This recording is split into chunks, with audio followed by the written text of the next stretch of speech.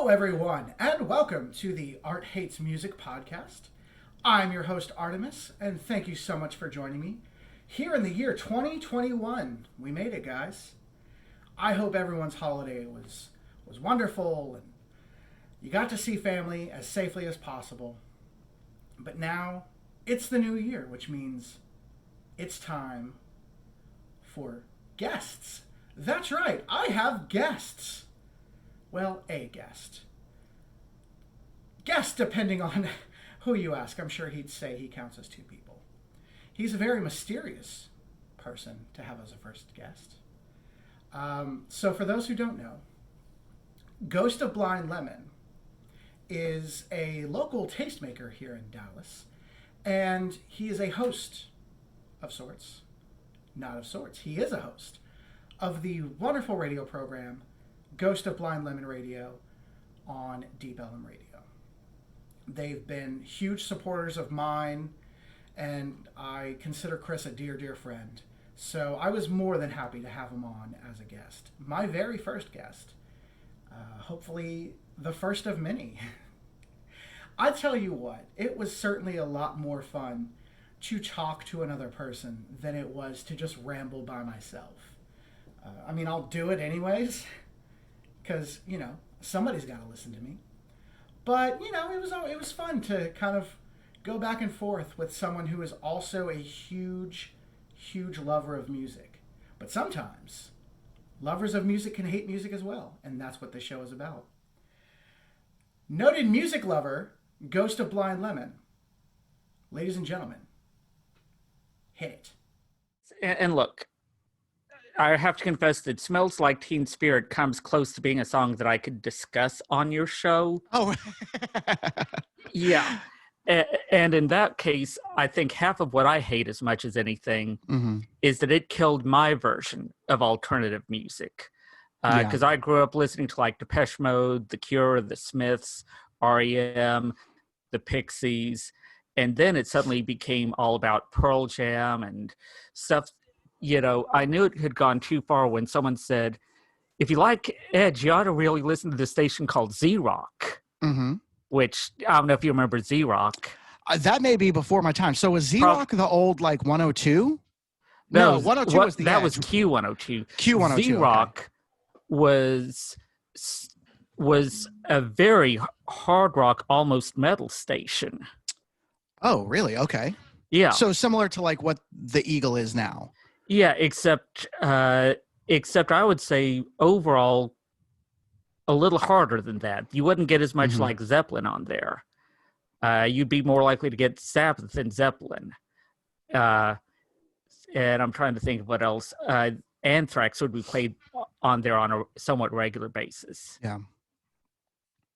So it's strange because you mentioned Pearl Jam. I never, all the bands that kind of get lumped into the grunge category, I feel like weren't actually grunge.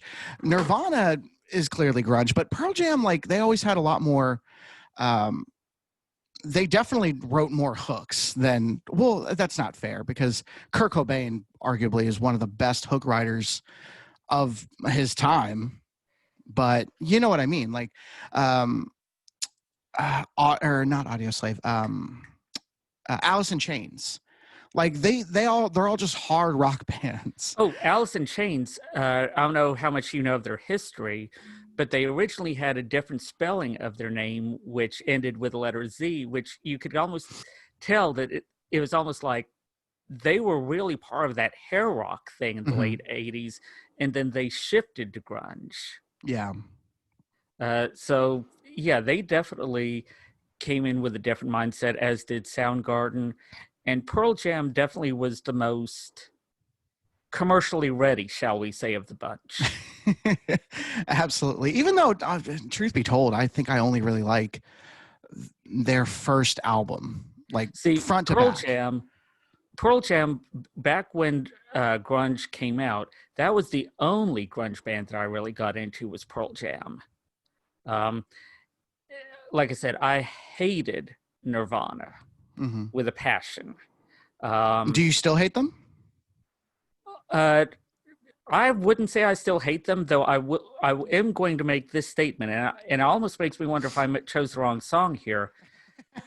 Smells Like Teen Spirit is the most overrated song in the history of rock music. I can agree with that.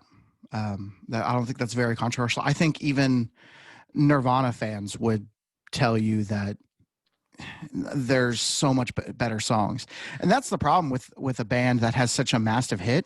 Most of the time, that's not even their best song. Oh yeah, I've even thought about doing a list, like if the Observer ever wanted to do something like this. Cases where the band's artist's biggest hit was the least representative of their work. Mm-hmm. You could make a case for that for Nirvana. You could make a case for that somewhat with Beck, because I mean, Loser felt like it should have been a one-hit wonder. And of course, I think if I were to have to put a number one on the list, would have to be Radiohead's "Creep," a song the band themselves hate. Yeah, well, and really, if you think about what the band became, it really almost had nothing to do with who Radiohead became, or even, again, Radiohead's "Creep" made me think they were going to be one-hit wonders of the 90s. Yeah. Go figure, two of the biggest one-hit wonders should have been, ended up becoming the two people with the longest careers, Beck and Radiohead. Oh, absolutely. Me and my girlfriend joke about the. Have you seen the episode of Futurama that Beck was in? I have not.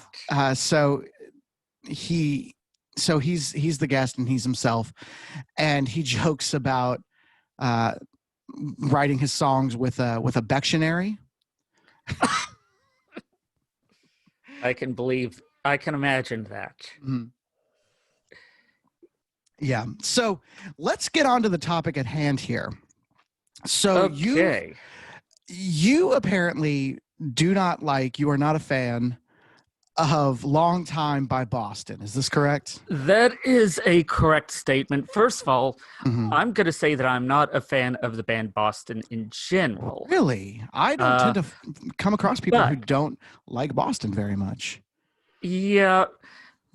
For one thing, there's something about Boston that, you think about all the classic rock bands, and, classic rock comes down to me to two types of classic rock. Mm-hmm. There is classic rock that was groundbreaking and really unique, innovative, and produced some powerful songs. And that would be bands like the Beatles, the Doors, Led Zeppelin, Queen, all of them, David Bowie, all of them were really influential, great artists. And then you had the artists that I feel were like the generic hit makers of the day. Right. And I would put Boston in that category in a big way. Generic hit makers. I mean, with their first single, More Than a Feeling, that definitely, I'm not particularly a fan of that song. It's pretty basic. Yeah.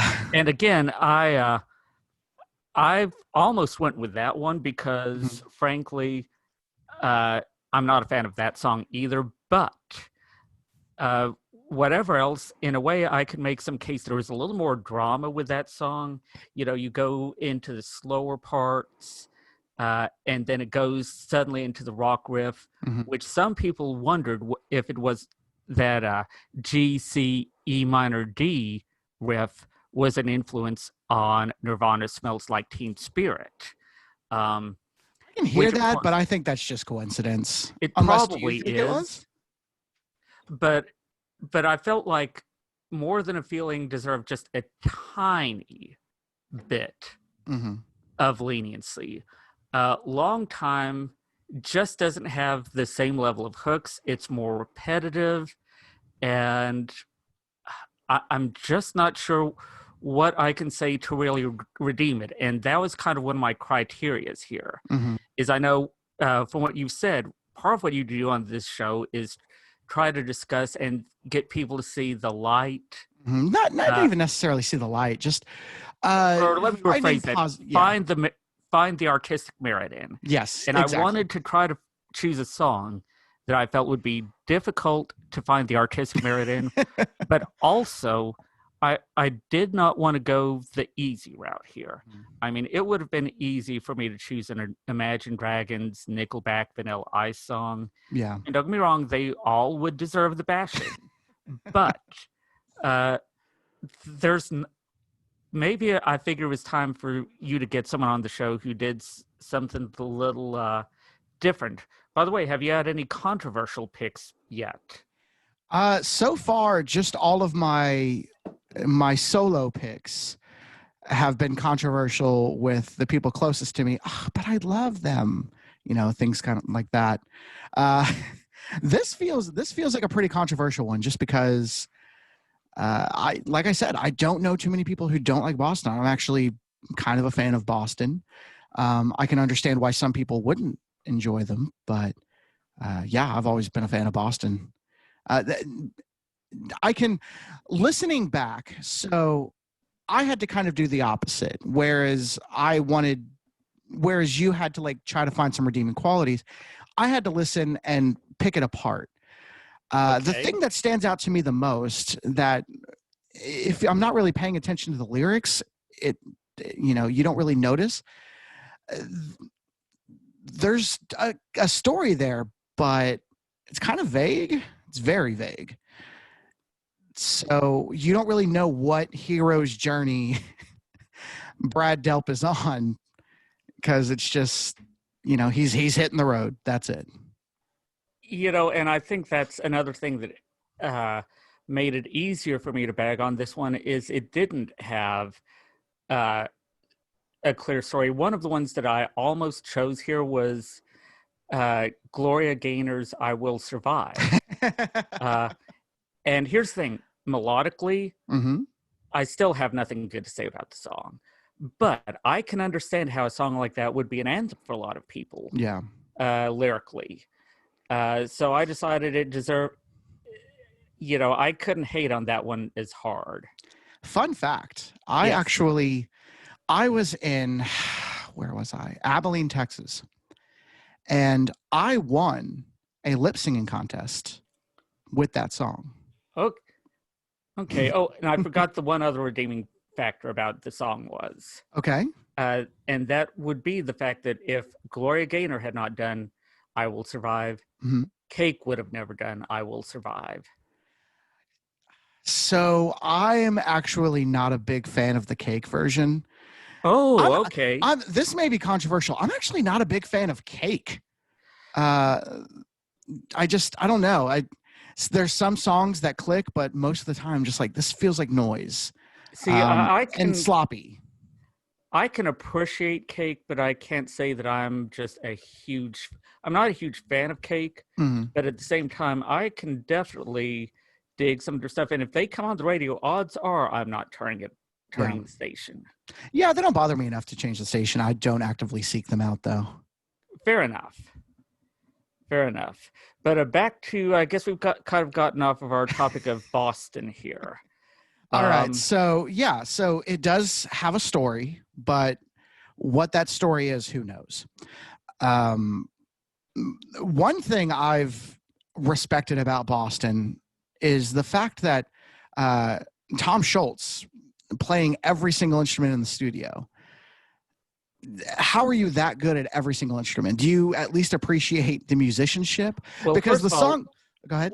Let me just say, this is the first time I've learned of that fact. So I will have to give is that them right? a little...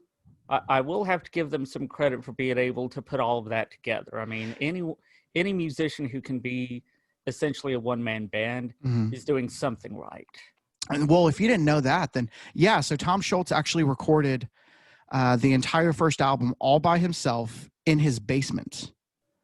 Wow. And the studio made him get a drummer. The studio wanted a full band together. They signed him under the assumption that they were a full band, and Tom Schultz was like, "Oh yeah, no, it's just me."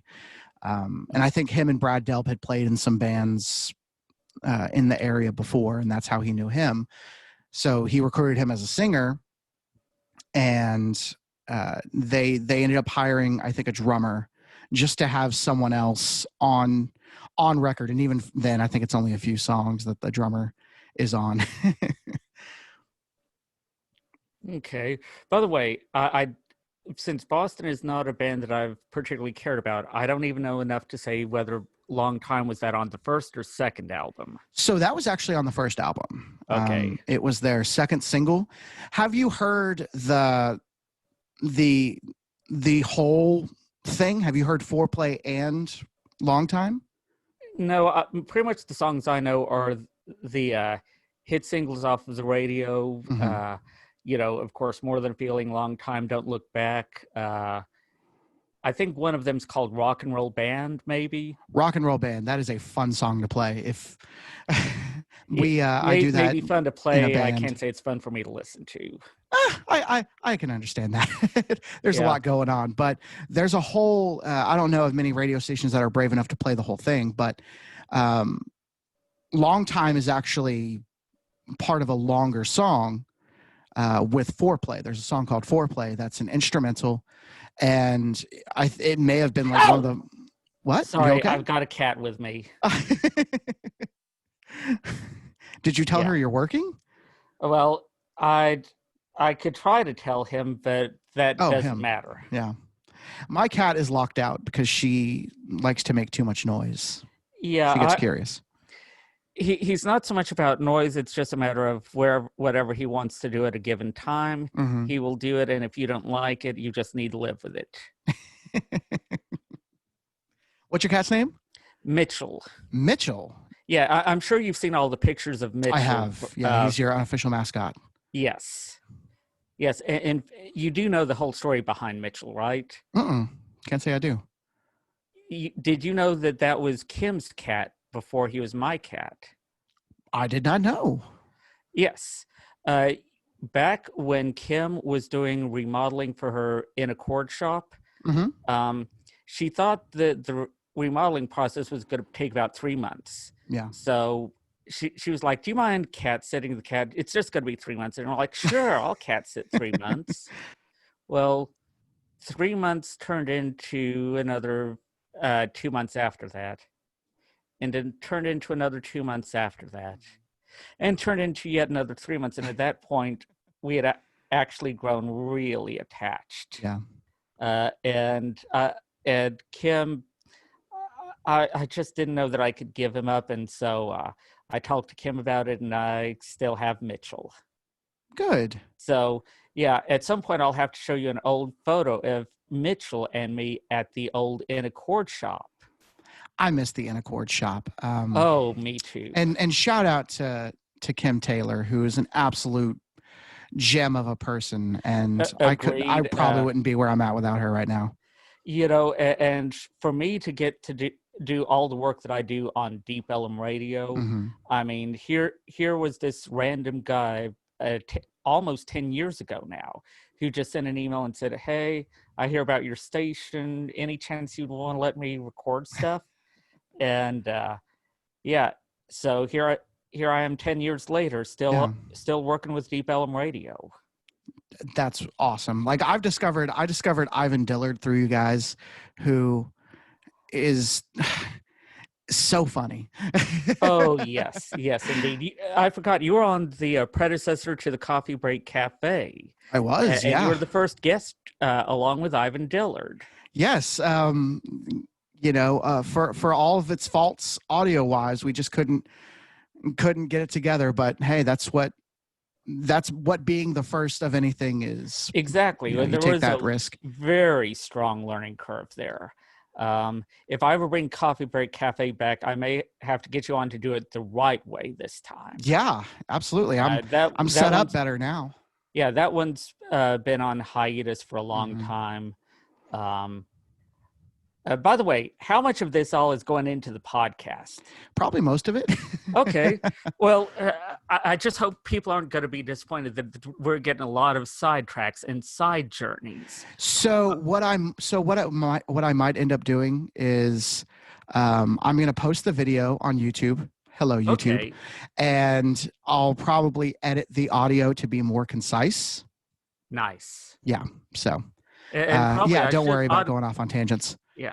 And I probably ought to get a little Ghost of Blind Lemon image so that you could have it for whenever I'm speaking, Yeah, if you could send that to me, that'd be great. Yeah. It's not like the same, but it's as good as it's going to get here. Well, you're a mysterious figure, Ghost. Well, heck, for the longest time, I tried to keep it very top secret as to my identity, and it's you can only do that for so long unless if you're going to go way hardcore with it. Yeah.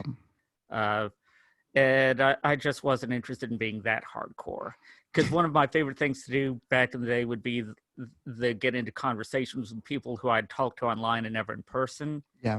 And then just be like, hey, my name is Chris. Oh, nice to meet you, Chris. I do the Ghost Blind Lemon vlog. Oh, that's you? You know, the big surprise moment. And so we met at, did we meet Accord. At In Accord? Yeah. Man, I remember so many late nights there, just jamming, and me and Tony from my old band, Another Year Colder. Yes, and just everybody kind of sitting in a circle and just jamming, playing music until 4 a.m. In fact, one of the reasons we connected that night was somehow you'd gotten into a conversation about our mutual friend David Joshua. Yes, shout out to David Joshua. Yes, and I mentioned booking him at Crown and Harp back when I was doing booking Crown and Harp, and apparently it wasn't just him I booked; it was Velvet Guard. Oh, yeah, that's too. Actually, I forgot the band that was a touring band that came through, but they wanted a slot, and they were like, "Hey, we've got these 2 other bands, Another Year Colder and Velvet Guard." So I was like, "Okay, let's get them on." So that's kind of how we made our first connection. It's been a long, strange trip, hasn't it? That's to say the least here. So bringing it back to Long Time. So do you remember where you were, or how old were you when you first heard it? You know, that's one of those songs that it's really unremarkable enough that it's hard for me to say. And that's another reason why I'm picking this song, is because, you know, sometimes the worst thing you can say about music is it's unremarkable. Now, I can remember the first time I sat listening to Smells Like Teen Spirit in my room back on the Edge's old Top 8 at 9, where they count down the top 5 songs. Top 8 at 9, where they count down the top 5 songs? Exactly, yes. Yeah, makes I've never heard sense, of this. Right? Total sense, yes. Yeah, and the first time I heard it, I didn't like it. And then I despised it even more when it became more and more popular and kept being the number 1 song week after week after week.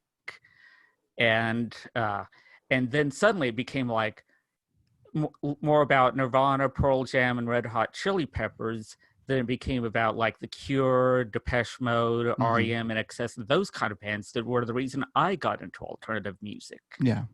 But whatever else that became memorable, Boston just kind of crept in. And for me, it's just an example of why classic rock gets a bad rap, is because of boring classic rock bands. And there are a few that I'm going to put in that category that are going to be a little controversial. Boston is one of them. Okay. I can't say I have a lot of love for Foreigner. Yeah. I have mixed feelings about Foreigner. Like, they're kind of another one of those bands where I don't turn them off, but I definitely don't like actively seek them out. Yeah. And I can't say that everything of theirs is bad, but I think they're just kind of a generic band. Journey is one that I have a lot of issues with. Journey, really? Yeah, and I know Journey really gets a lot of people hyped. I'm not one of them. I can agree that with Don't Stop Believing is not a great song. I've played it live. People request it, and I'll do it, but it's not one of their better songs. Journey is probably one of the first bands.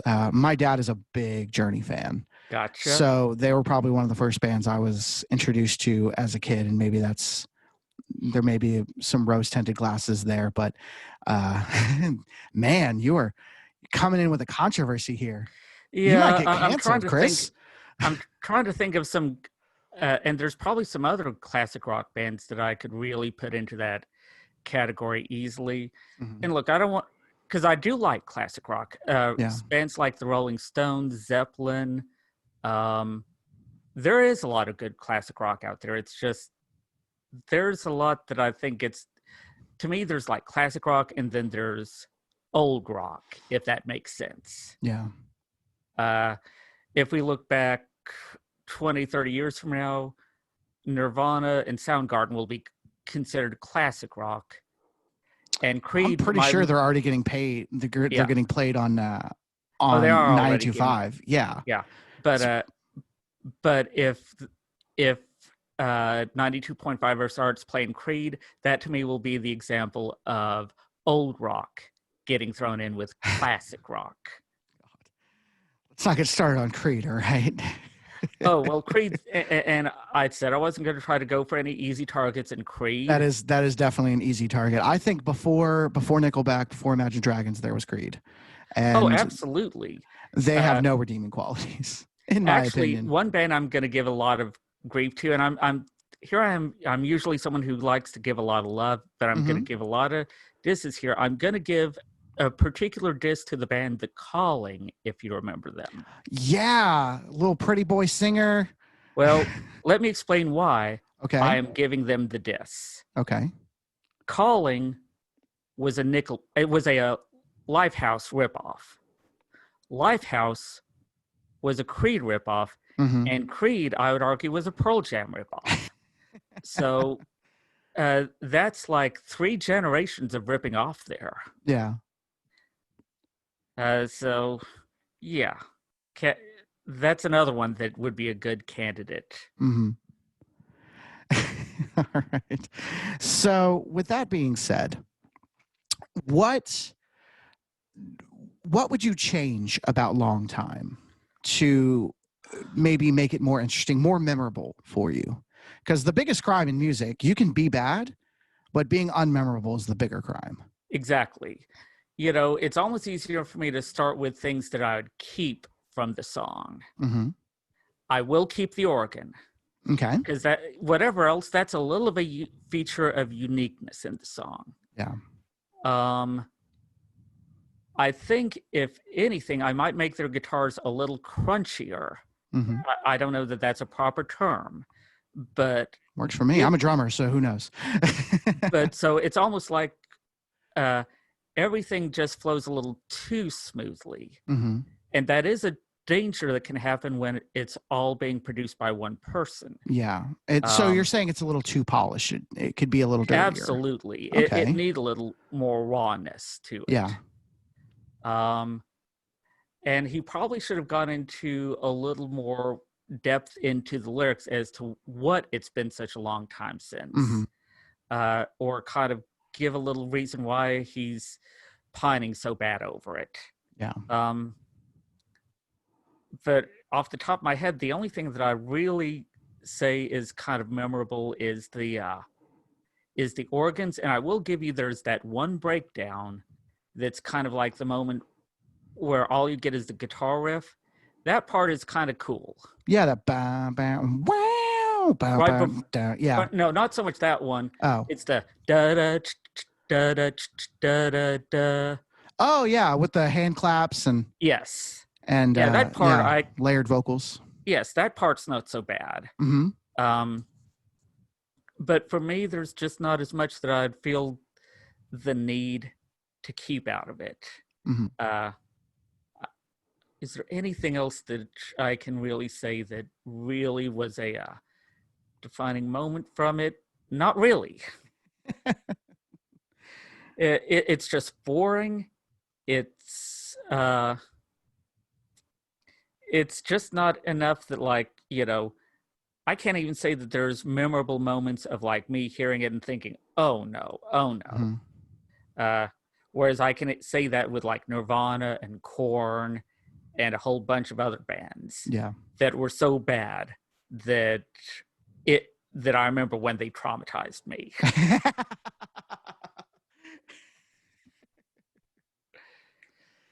Yeah. So I guess you're totally justified in your hatred. But I would say that if you haven't heard the full version, definitely check out.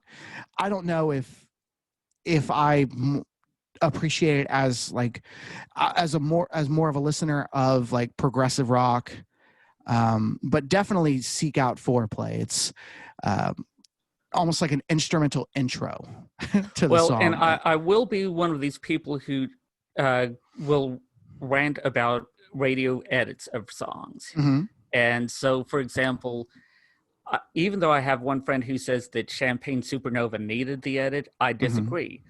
I think the long intro and the long outro are what make the song. Yeah. Same thing with Prince's Purple Rain. Same thing with Bonnie Tyler's Total Eclipse of the Heart. Yeah. And I could come up with some other pictures. The na-na-nas at the end of Hey Jude. You know, you do need those. Yeah. Even if you could argue you needed to cut a little of it out, it would only be a little. Mm-hmm.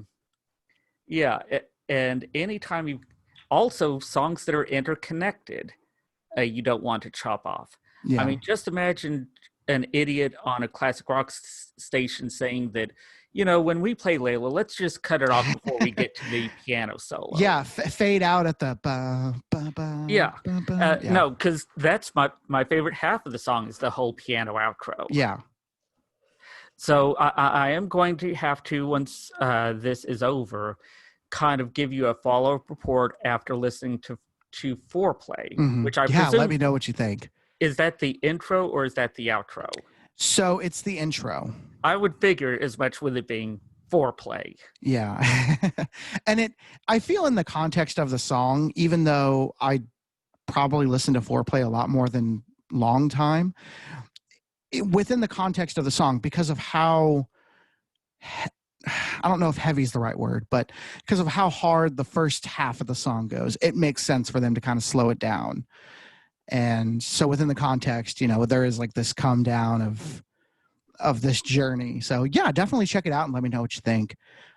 Maybe it changes your perspective. I doubt it, but well, even if it changes my perspective, it will probably at most be something where I give them credit for Foreplay more so than Long Time is going to be my guess. Yeah. So we will see. All right, Chris. Well, thank you so much for joining me, man. I really do appreciate it. And this has been fun. And we should talk. We should chat more often. Well, I agree with that. And by the way, you need to be coming out with some more songs. I'm still waiting for Thieves. So Thieves is going to be second half of 2021. Okay. I'm releasing, I guess I'll make this official and people can hold me to it. I'm going to be releasing 2 EPs this year. The first one, Fragments, is going to be more in line with the stuff I was doing earlier in my career, just kind of putting those out there and things I've been working on the last few years. And then the second EP, I'm actually going to get in the studio with Jess Spires, and that's going to be more indie rock, guitar-based music like Thieves. So you'll have it soon. Since you're having all this random chatter from me included in the podcast, we've got to keep this part included, which does keep you accountable. It does hold me accountable. That's right.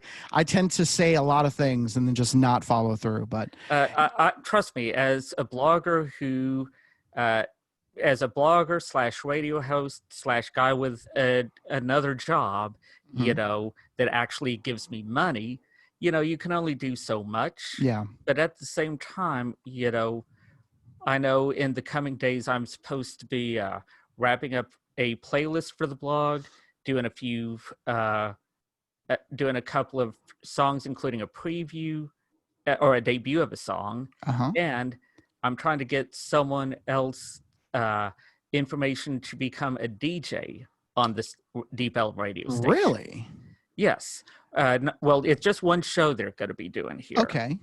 I'm not ready to discuss the name of that show yet. Yeah. More because I don't want to jinx anything. Of course. Is the biggest thing. Can you at least tell us about the format? I will tell you that I will tell you the name of the show, and I will tell you it's going to be called Woman Crush Wednesday. Okay. And obviously, it's going to focus on all female artists. And great idea. And the part that I'm hesitant to talk about is who the host is going to be. But I do consider her to be a premier tastemaker in Dallas. And that's all I'm going to say. Okay. Tasty little tidbit there. Yes. All right. I'll take whatever exclusives I can get. So that's juicy, sir. Yes. And hopefully come early February, that will be happening on Deep Ellum Radio. Oh, I'm excited for that.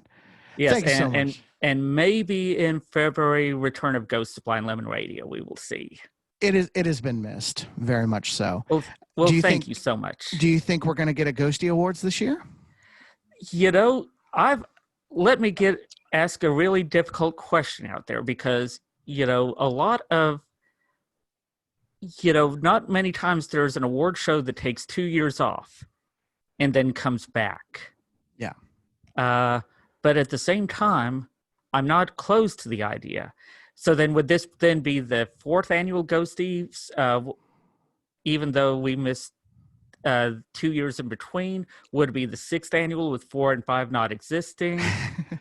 I say let's make it the 5th annual, because in the 4th year, in 2020, everyone got participation trophies just for surviving 2020. Oh, wait, actually, hold on.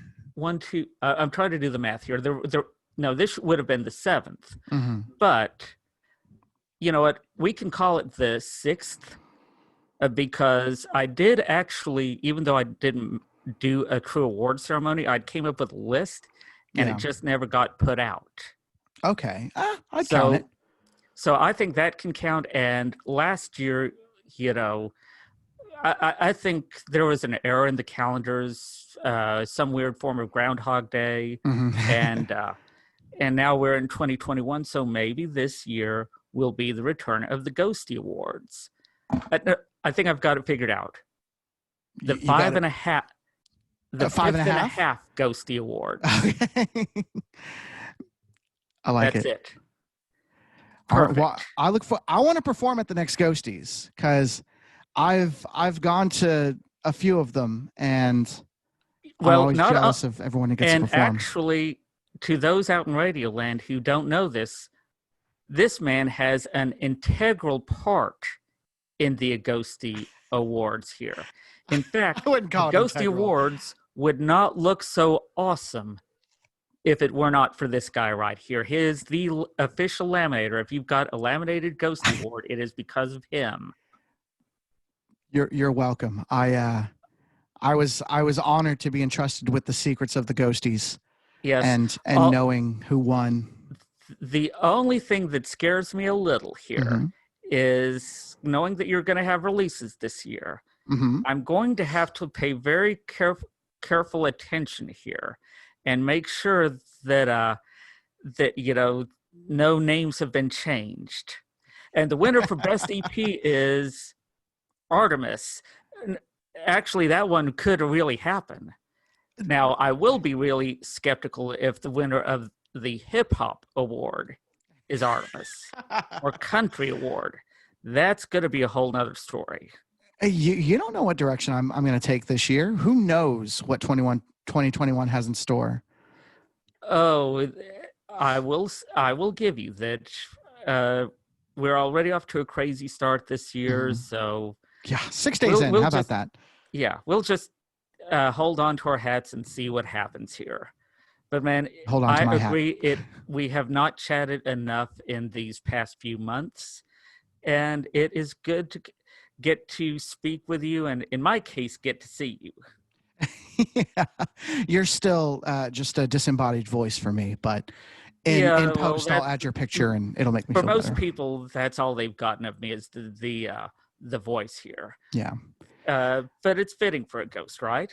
It is very fitting for a ghost. And I look forward to hopefully seeing you at some live shows this year if we can get those the started back up again. the idea of enough people vaccinated that it's safe to go out, that is beyond exciting to me. It's happened a lot faster than I expected, so I'm pretty optimistic. Well, my big concern here is, I have some safety issues for myself here, but more to the point, I have my mother has to live with me. She's retired. She's 80 years old and diabetic. So, needless to say, that's my number one concern right now. Yeah, is taking just care of making her. sure she stays safe. But the two things I've said that I've missed in this time are hugging people and live music. Yeah. I'll wear the masks as much as anyone needs me to. If I have to go to a Pure Collins show wearing a mask the whole time, so be it, Yeah. So, anyways, but it has been great. Are there any official sponsors that we should be giving shout outs to on our hate music, or none yet. Okay. I am looking into some sponsors. So right now, just let's plug Deep Ellum Radio. Well, I do appreciate that, and who knows? I should note that Deep Ellum Radio, and we might talk to Kim about this, but Deep Ellum Radio is already going to be hosting one podcast on the station from time to time. Oh, really? My friend Emmeline is doing 2 separate podcasts. Man, y'all keeping her busy. Oh, Emmeline keeps herself busy. Yeah. I mean, her schedule, I don't know how she does as much as she does. She works at Richland as she teaches an English class there. She teaches piano lessons. She records music of her own. She's doing these podcasts. And if that isn't enough, she's also working towards a doctorate. I was unaware of that. Good for her. Yeah. It will be a doctorate, I think, having to do with music studies, but still, she will be Dr. Emmeline. Dr. Emmeline. Like Dr. John, but a real doctor. Yeah, exactly. Totally the same thing. All right, Chris. Well, thank you so much for joining me here on the podcast, and I look forward to talking to you soon. Same here. Take care, Art. All right. Thanks, Okay. Chris. Thanks, Ghost. Yes. Take care. You too. Once again, thank you so much to Ghost of Blind Lemon for joining me. Make sure to check out Deep Ellum Radio, deepellumradio.com. You'll find awesome local artists, such as myself, such as David Joshua, such as Jess Spires. You'll also find a lot of shows that have a lot of different kinds of music. So whatever you're into, Deep Ellum Radio has you covered for sure. Also, make sure to check out Ghost's blog, ghostofblindlemon.com, where he posts plenty of content. He's got top 10 lists, he's got reviews, articles, lots of things to check out. So, Ghost of Blind Lemon, thank you so much for being my guest. And thank you so much for listening. I absolutely appreciate it. And like I said, I really hope this isn't the last time I have a guest, because it's so much more fun to play off of another person. And I hope to have Chris back again. I hope to have Ghost, because Ghost has a lot of stories. He's been in the area a while, and he's an encyclopedia of knowledge, which I guess is what an encyclopedia is. But as far as like music knowledge, he's an encyclopedia of music knowledge. So always appreciate his input. And I love talking to the guy. We could have gone for hours, but had to cut it short. He had a life. He had things to do. I've got nothing. I live in here now. So, anyways, I'll see y'all next time, and subscribe. Thanks.